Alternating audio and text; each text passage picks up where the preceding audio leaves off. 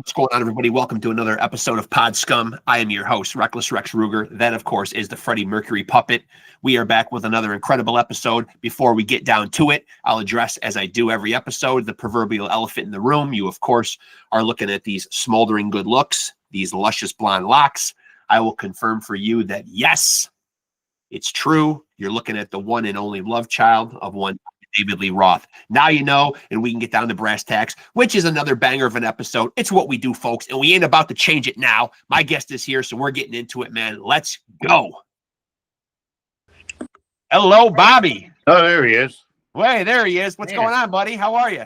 Good. Had to jump through a couple of hoops before I got to you. So how's everything going? Good? Good, man. Yeah, I'm curious to find out, man. I got so much stuff I want to talk to you about, man, but catch you up to speed on like what you're doing musically right now. What's going on with last I knew it was Painward? Yeah. Okay. Yeah. I did last year I did a little EP for Satan's Tape, but I'm just that was just for fun. So I'm gonna kind of get rid of that. And I've been writing songs ever since Violence, which was like 3 years ago now. Yeah. So I got songs together, just trying to find the right guys. Been working with Dave Orman from Nasty Savage. Yep. I've been with him the longest.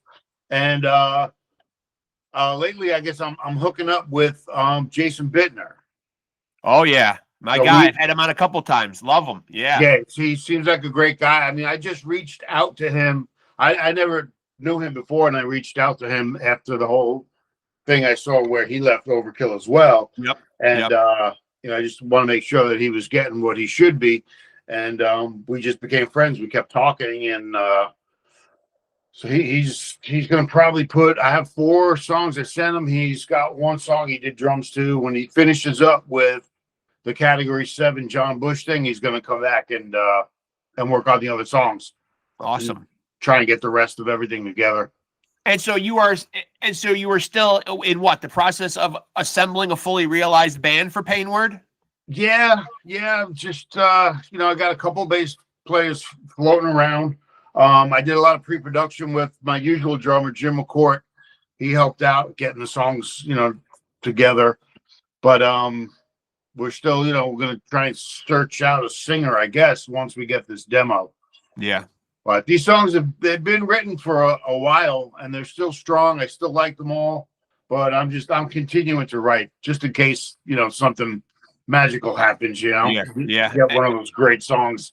And now, having talked to so many musical artists on here, if I could backtrack for a minute, a lot of them have that same common theme where they came from musically proficient households. Maybe the parents were musicians, or there were lots of records playing during their youth. Was this the case for you?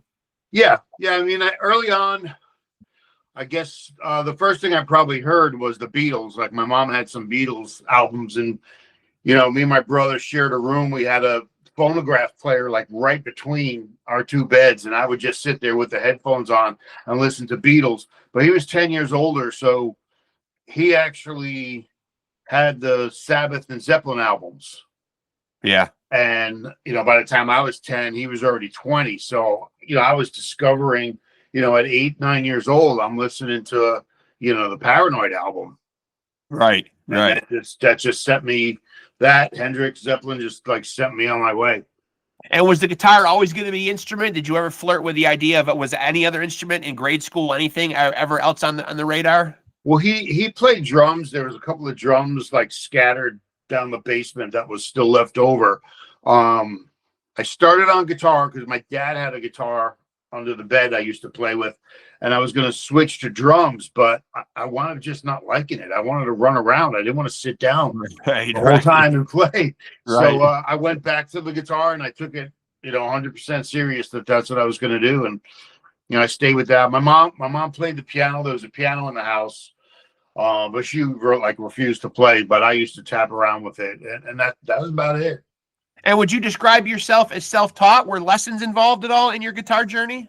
I took a couple of lessons early on, but I felt bad because I was so young. My mom had to drive me. It was like 2 towns over, and it's like a half-hour lesson. So to drive all the way there, You know, I took like I paid for a month, and then I was like, all right, I learned enough. I said, I'll teach myself. Yeah, I'll take And it from here. I wanted to teach it by ear. I just taught myself everything.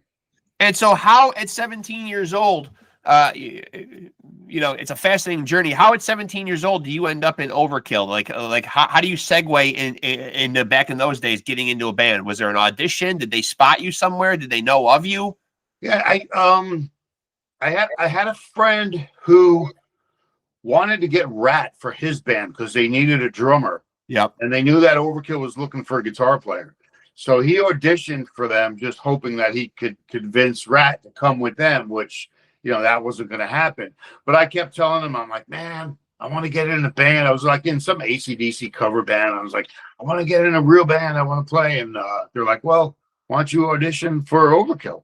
So I wound up setting up an audition, like some Maiden pre-songs and whatnot. And it was supposed to be down Dee Dee's basement. But I mean, I literally just got my driver's license. So I don't even think I was in New Jersey yet on my own. So I couldn't find his house. Like, I got there so late, we were able to do like 2 songs and then we had to stop. So we set up a second audition at the other guitar player's house, which was closer to where I lived. And we did a full rehearsal there. And that's when they said, hey, if you want to join, you can join. And so and then a couple other tidbits here, interesting stuff. So in 1987, Dave Mustaine asked you to join Megadeth. Yeah, we were on tour with them. They had Peace Cells, and we did Taking Over. I think had just come out. Yep. And we were friends before that. I knew both Daves before that. And yeah, he just at that time he had it with Gar and Chris, and they were, you know, they were fighting. It was kind of the start of their whole drug era. And like one night in Philadelphia, he asked me to join, but I mean, I said no. They were just such a mess at that point. Yeah. And I knew Taking Over was really good, and you know, we didn't have any problems with our band that I knew of. So I turned it down. And then actually the end of that tour, the very last show, is when Rat quit. Yep. So, you know, I still thought about it, but I said, no, I might get one album with these guys and then something's going to happen. So I said thank you, but, you know, I turned it down. Yeah. You can see the writing on the wall. Yeah. It's been a revolving door with them and pretty much Overkill ever since. Yeah. Yeah. And now what about your stint back in 2020 to 2022 with Violence? Yeah. I was friends with Perry. We kind of, you know, we almost worked together with Billy Milano back in the early 90s, and that fell apart. And, you know, we always had a good time together, and they were looking for a guitar player because their guy, I don't think, was working out. So he had told me in 2019, like the summer of 2019, he's like, hey, you should start learning the songs. So I'm like, you know, I'm not paying attention to them. You know, I'm going to learn all these songs and it's not going to work out. Right. So I really didn't pay much attention to it. And then January came around and they're like, okay, well, look, we've got a tour of Japan and Australia and New Zealand if you want to go. And I'm like, oh, okay. So I quickly tried to learn the songs. They flew me out there, and I kind of knew about the pandemic before I left. And I told them what was going on. And within a couple of days is when everything got shut down. Yep. I wound up being out there for like a week or two and then just having to come home. So we didn't do anything. We didn't tour at all. And that, you know, that kind of fell apart. But from there on till, you know, it was like October, maybe 3 years ago. You know, so we had about 2 years together. Yeah. Video and the EP and stuff. And yeah, it was fun. It was great. A lot of traveling, but those guys are cool.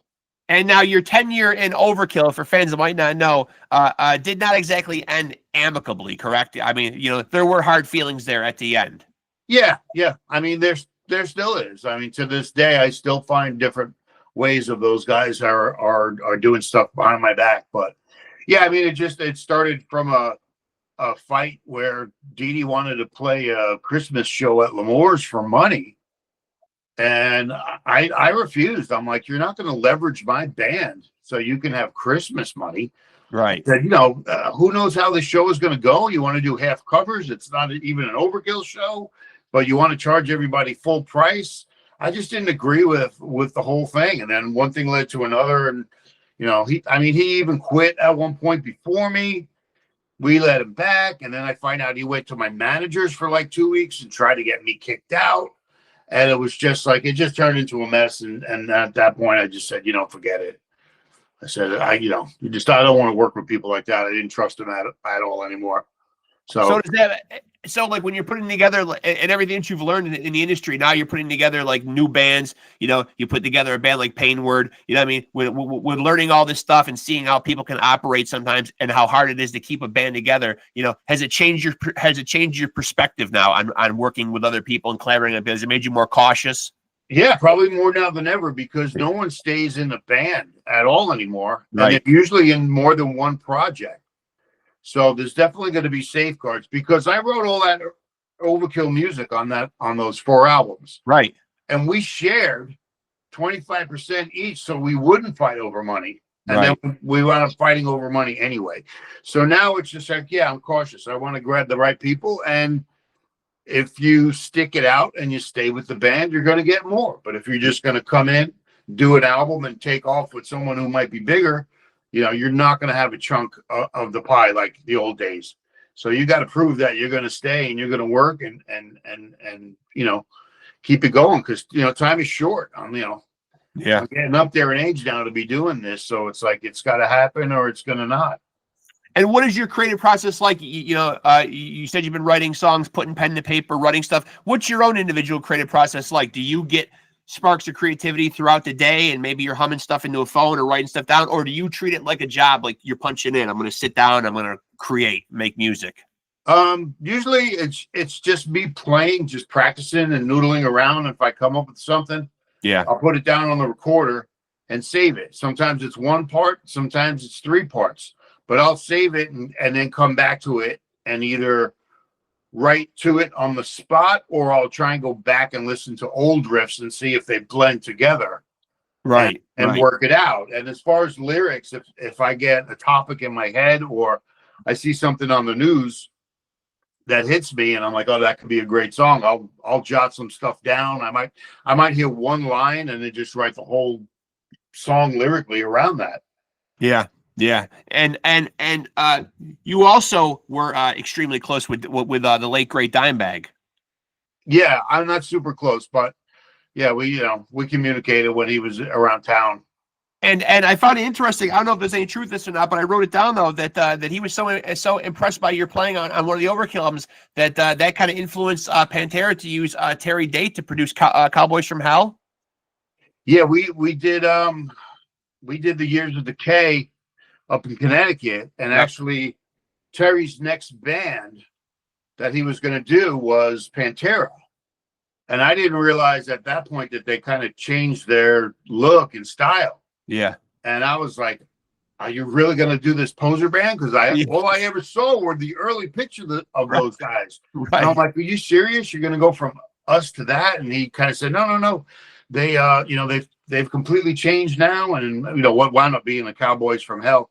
But yeah, he took my guitar sound, and they like Sid's drums because he's really good at tuning it. Yeah. But he took my guitar sound because they loved the way they went together, and he kind of used it to form his own sound from that. Yeah. And from there we became friends. After that, I wasn't really friends with him before that, but yeah, then he wanted saying the little stuff like he loved Drunken Wisdom. Yeah, pattern on that, and he just loved the way the Years of Decay sound. So yeah, that was a cool connection. Are there a couple of guitar players' names you could throw out there that you feel like have influenced your own style and your own approach to the instrument? Just the usual. I mean, Tony Iommi and Angus Young. I mean, Eddie, Randy, and then you got the 2 Maiden guitars, you got the 2 Judas Priest guitars, but no one I ever sat down and emulated. I would learn little bits and pieces of stuff, but I worried more about writing the songs as opposed to being the greatest guitar player ever. And in today's music industry, 2025, where we're at now, what makes the most sense if you are putting together a band? Would you still like to go the LP route? I see a lot of people putting out EPs and singles and approaching the way they release music very much differently now in today's musical industry. Yeah, I mean, you know, albums or cassettes, they're just a little collector's type of thing. I don't think enough people buy them to warrant, you know, pressing it any amount of them, unless you do, you know, you do a colored vinyl or something. Yeah. So it becomes a collector's thing.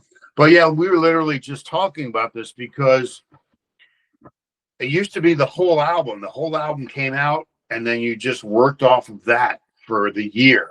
Right. But now everything is so fast and so instantaneous. We're kind of saying you really need to have, you'll have the 10 or 12 songs, but you need to like have something come out like every month. Right. You know, you need to, if you're not, especially if you're not touring yet, it's like you need to have something come out because stuff comes out now way earlier than the album's actually released. And by the time it comes out, that song's already old.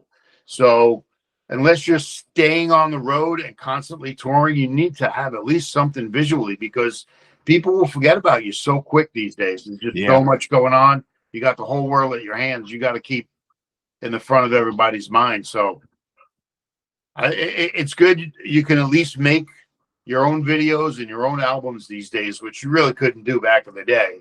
Yeah. So we got railroaded into spending like way too much money that we'll never get back. But you know, it's the new way. You get someone in your band who's good on the computer and AI and putting stuff together. You know, you can come out with something every month. And where do you stand these days on playing live in touring? You know, I know talking to musicians on here, there's certainly the amazing part of getting able to travel and see different parts of the world. But I know also that it becomes a grind, having to leave behind your creature comforts and go out on the road. What's your relationship right now and your attitude towards touring? I love it. I can't wait to get out. I mean, that's the one thing I think I like the most is the touring. I know it's hard on a lot of bands now because of, you know, gas, hotels. Yep. You know, if you're big enough to have a tour bus, it's just a huge expense. I don't know, if I could stay out, I would stay out. I kind of set myself up to not have anything to hold me back. You know, it could be different with other guys with kids and whatnot or job.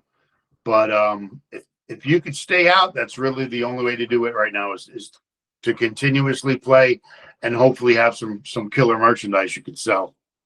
And are you still like, are you the type of musician, you know, if you're in a project, you like to have a singular focus on one project, or do you like to be in like multiple projects at the same time? I'll have guys on here that sometimes are in like 4 or 5 different bands. It amazes me the amount of energy and time that they exhaust.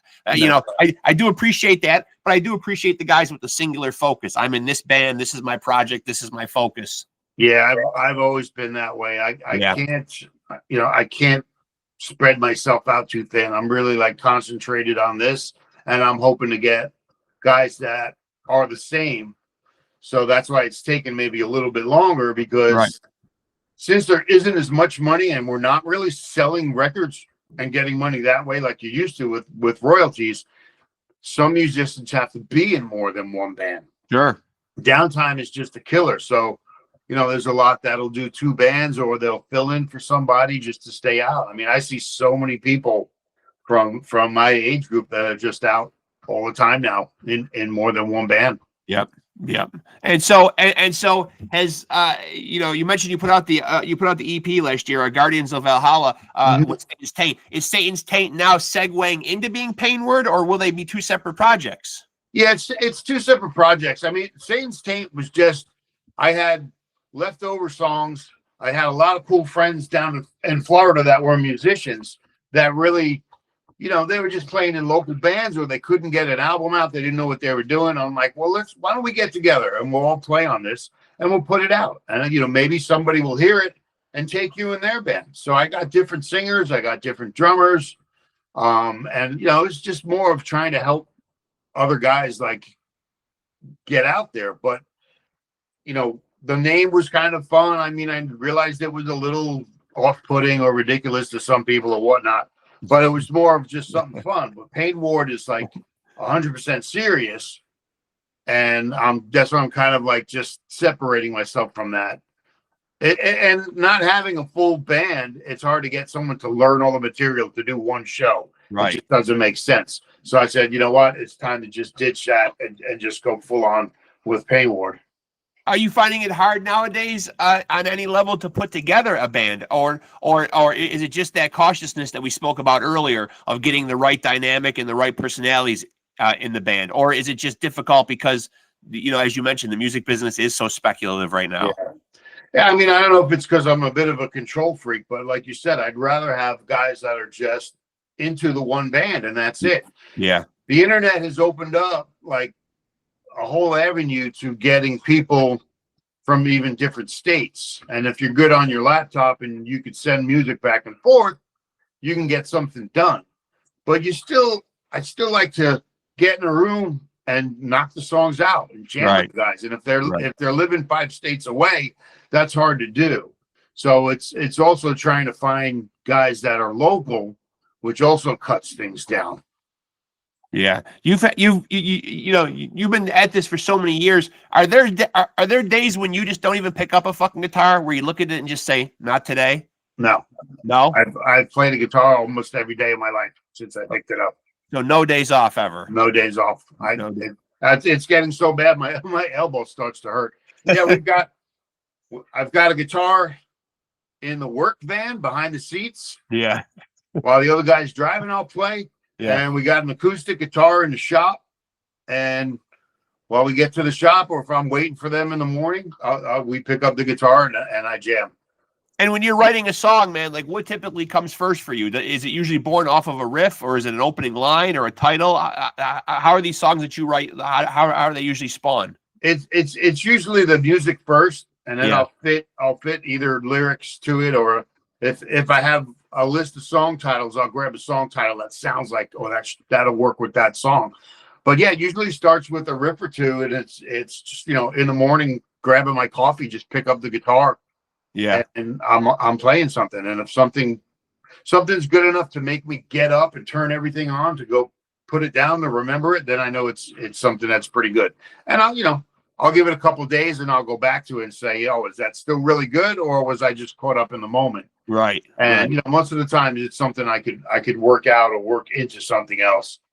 Now, we mentioned the Megadeth story, but I've also got down here that in '92 you were almost close to jumping on stage and helping out the mighty Metallica. This is when James, I'm assuming, got burned?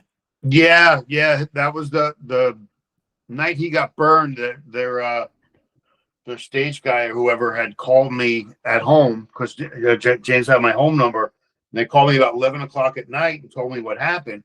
But he gave me the entire set list that they were doing on tour, and it was about 18 songs. Yeah. So I jotted them down, and I literally had a band in New York called Eye for an Eye, and we had a show that Saturday, which I didn't cancel, which was stupid. I should have just canceled it and tried working on the songs. But I tried feverishly trying to get all these songs in, because I really didn't know them. I knew different parts of Metallica songs, but I didn't sit down and learn all their music. So when I went out there Sunday, I was late because of the plane. James didn't stay. He had to leave because he was in pain. So it actually went on for another night. And then I wound up auditioning on Monday, but I wanted to use his vocals as the changes for the parts, right? Just because it was so much to try and squeeze in 2 days. And then when he wasn't there on Monday, it just completely threw me off. So I really didn't do that good. But I was flattered that they had asked. I think I was the first one they called. Yeah. And so how early on, because obviously I mentioned earlier that you were in Overkill already by 17 years old. So how early on in life did you know that you were going to try to take a stab at doing the music thing professionally? I mean, you're already in a band like Overkill at 17. So how much earlier than that did you know, hey, I'm going to go all in on this? God, I mean, at least by 14. Yeah. Yeah. Was there anything else on the radar? Was there anything else on the radar that you were thinking of doing if it wasn't going to be music? Not really. No. No. I had no plans at all. I was like, you can't be an architect, because I sucked at math. And I had no game plan at all.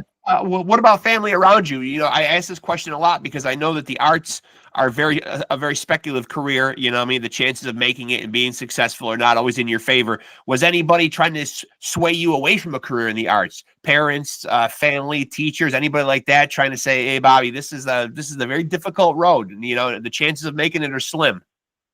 No, I mean, they saw that I had that guitar in my hand every day.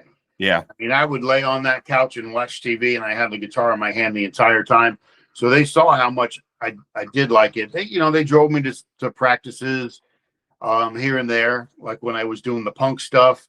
I mean, and for the first 2 years of Overkill, we literally practiced down my basement, top volume from 8 o'clock at night till 10 o'clock at night, 3-4 times a week. So they saw how much I loved it. So they didn't talk me out of it. If anything, they were pretty supportive of it. But I was on my own. I got a job early. I bought the guitar. I bought the amplifiers. I worked summers to get all that stuff. So they kind of knew I was serious about it. They said maybe become like my dad was a Port Authority cop in New York, but I didn't want to do that. And they said, oh, maybe a fireman. And I'm like, well, I'm not gonna. That's that's just too dangerous for me. I don't really want to do that. So well, I'll learn the guitar. I'll get better. What is dangerous right now is being seen on this screen with that Giants banner hanging behind you, man. Are we still pulling for the boys in blue? We're having a rough year this year. I mean, I'm a diehard Giants fan too, man, but they haven't given us a lot of reasons to cheer this year. No, and I kind of phased them out like the past couple of me too years. I wasn't really paying attention. I was like crazy diehard. I got so much stuff in here. It actually became the music room now, but I've got to stop.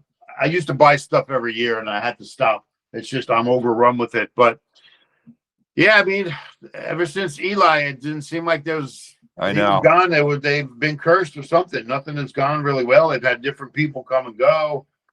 Saquon Barkley, stuff like that. So, I didn't have high hopes, but I'm like, all right, well, if it's still my team, so I might as well just got to pull for him in some way, shape, or form. Yeah, I mean, nothing else going on Sunday. I'll sit there and watch it. I used to watch all day, but I just don't do that anymore.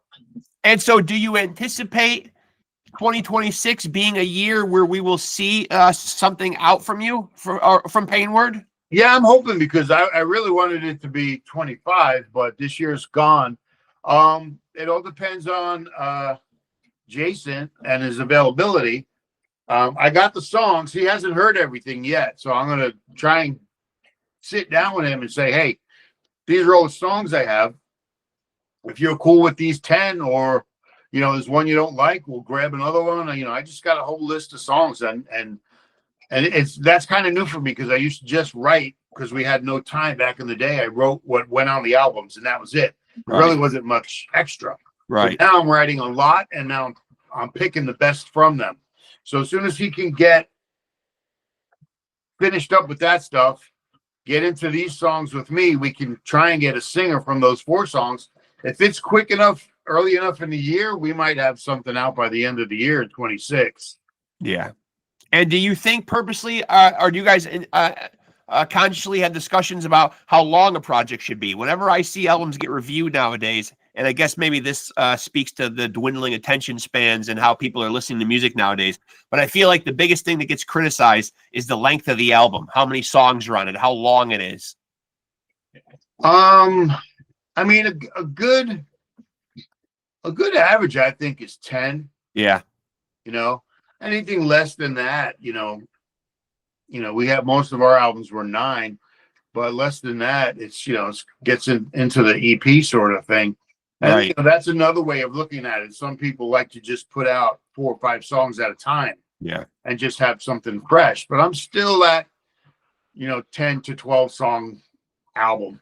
And as far as a musician, the more stuff you've got out there, the more you're getting paid on.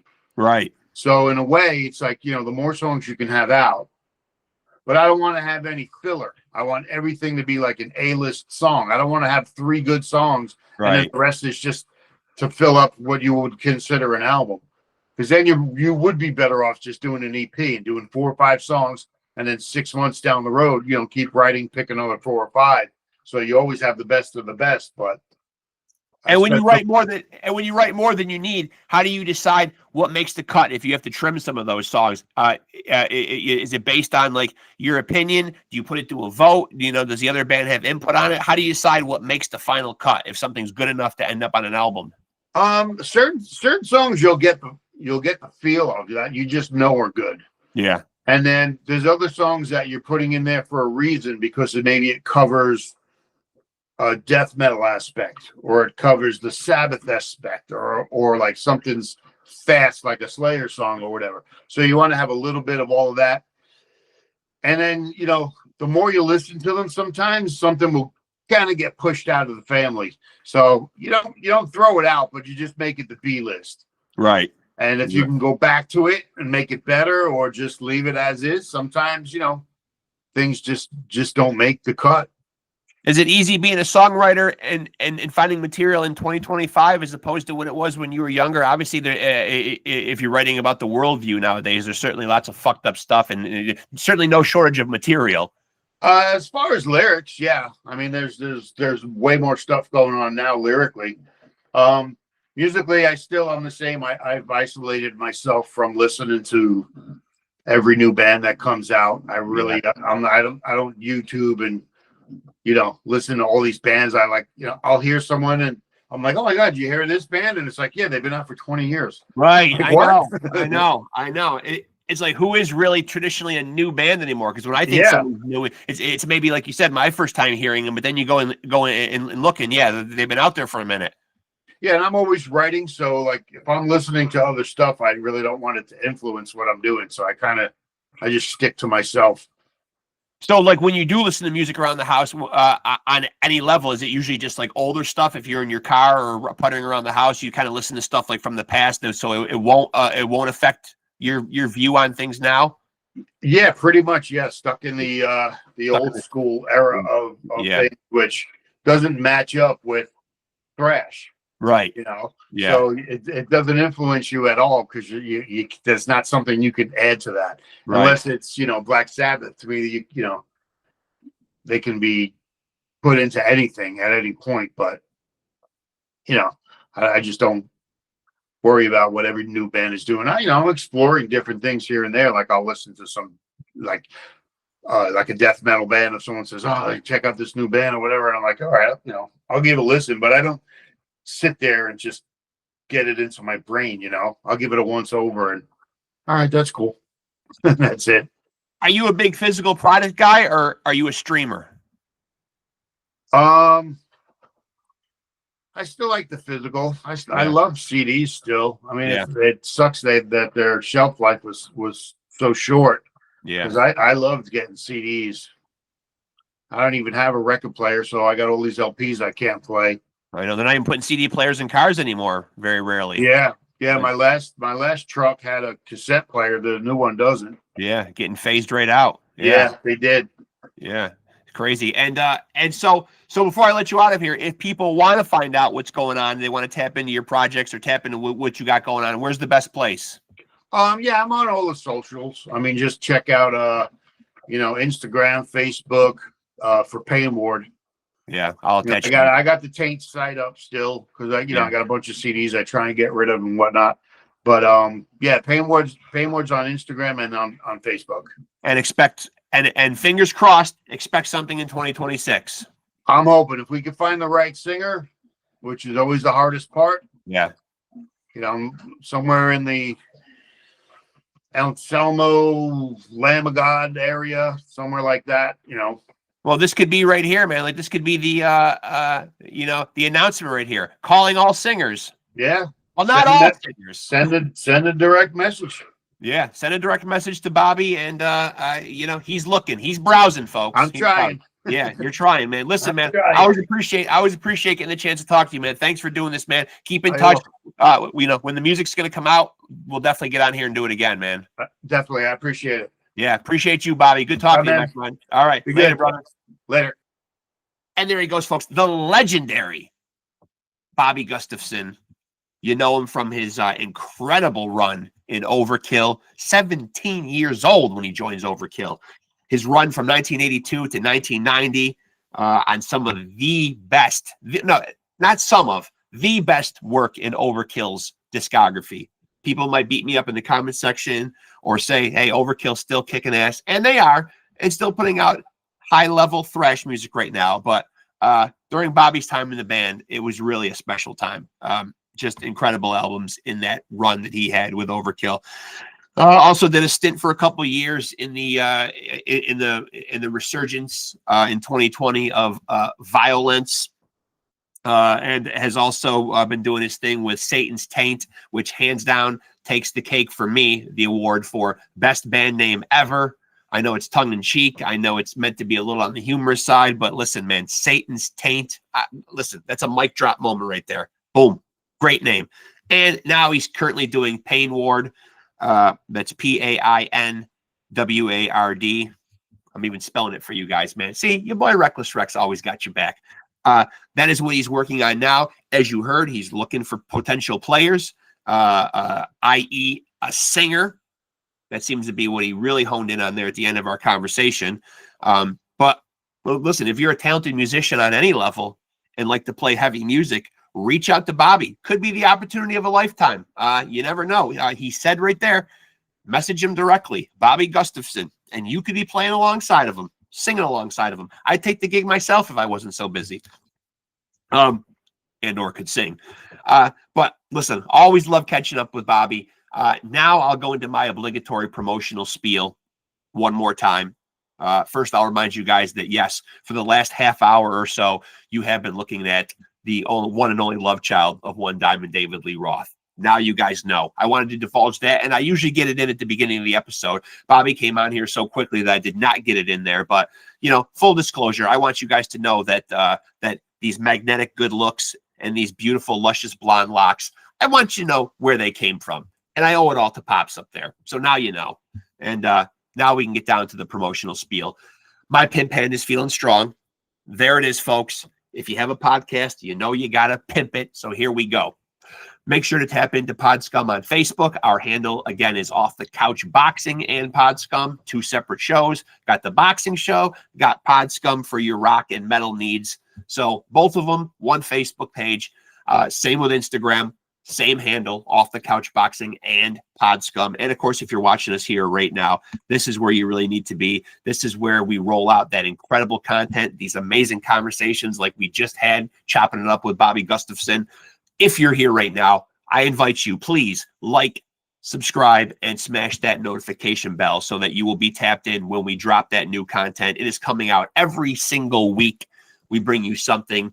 Oftentimes it is just one episode. Oftentimes it is multiple episodes. It really just depends on the productivity and how much content we have amassed. But like I always say, I'm a fan at the end of the day. I'm blown away getting the chance to talk to these people. I'm excited, and I'm even more excited to get the stuff out and unveil it and let you guys be able to watch it and listen to it. So I don't sit on material for very long. I get it out there to you guys. That's what podcasting is all about. Get the material and release it to the fans. So I do my best to do that. I don't have a big backlog. I'm not sitting on episodes for weeks and months at a time. I like to get it out to you guys. And, you know, I share your enthusiasm. At the end of the day, I'm a fan too. I'm blown away when these people pop up on screen and talk to me. So, listen, new content, like I said, weekly. So get with us here, like, subscribe, and smash that notification bell. And you will be in the loop and kept informed when new stuff drops. So really, again, I want to thank the viewers, the subscribers, of course, the guests. Can't do this without them. Would not make for very interesting show. Not that I'm not a lot to, you know, not that I'm not enough to look at and deal with, because I certainly am. But I know why you guys tune in, and I'm not hurt by it. Just between us, I understand. It's for the guests. But listen, I appreciate all you guys. Thank you again to my man, Bobby Gustafson. Be on the lookout, hopefully, for some PAINWARD music from him in 2026. And tap in with him on social media if you want updates, if you want to track the progression, how he's coming along. how he's putting the band together, when the new music is coming. You can keep up to speed with him on social media. And again, thank all you guys. And until we get together and we do this thing again, please remember to take it easy and keep it sleazy.